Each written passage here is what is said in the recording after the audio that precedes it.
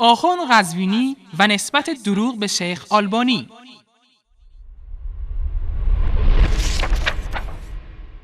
بینندگان گرامی، روایتی را شیخ ناصرالدین آلبانی در تخریج مشکات المصابیح تضعیف می کند. اما آخوند قزوینی آن را به کتاب سلسله الاحادیث الصحیحه تألیف شیخ آلبانی نسبت می دهد و مدعی می شود که شیخ آلبانی این روایت را صحیح دانسته‌اند. روایت دیگر که البانی این رو تصحیح کرده میگه این تستخلفوا علیا، اگر علی را خلیفه قرار بدهید و ما اراکم فاعلین، میدونم انجام نمیدهید.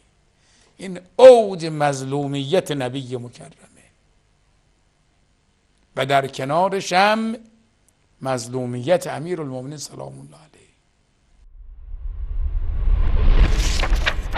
آخوند قزوینی میگوید که آلبانی روایت دومی را که از کتاب کنز العمال نقل کرده در سلسله صحیح خود جلد 4 صفحه 221 تصحیح کرده. این هم تصویری از این صفحه در کتاب سلسله صحیحه. در این صفحه هیچ خبری از روایت مذکور نیست. اما با تفحص در کتب شیخ ناصرالدین آلبانی می‌بینیم شیخ آلبانی این روایت را در تخریج مشکات المصابیح تضعیف نموده است. اما روایتی که در کتاب مشکات وجود دارد چیست؟ از رسول الله صلی الله علیه و آله و سلم پرسیده شد: پس از شما چه کسی را امیر قرار دهیم؟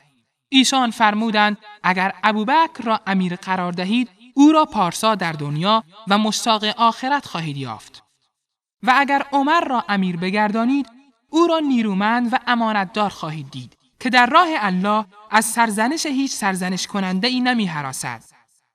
و اگر علی را امیر کنید که فکر نکنم چنین کنید، او را هدایتگر و هدایت شده خواهید یافت که شما را به راه راست راهنمون می سازد.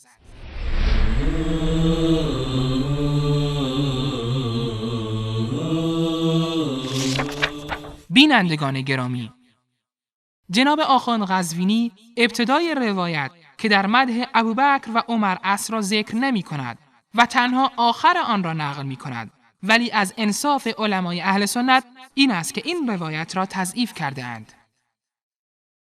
ما از جناب آخوند قزوینی و تمامی کارشناسان شبکه ولایت می خواهیم با نشان دادن این روایت در کتاب سلسله الاحادیث الصحیحه برای بینندگان ثابت کنند که شیخ آلبانی چنین روایتی را نقل کرده و صحیح دانسته است.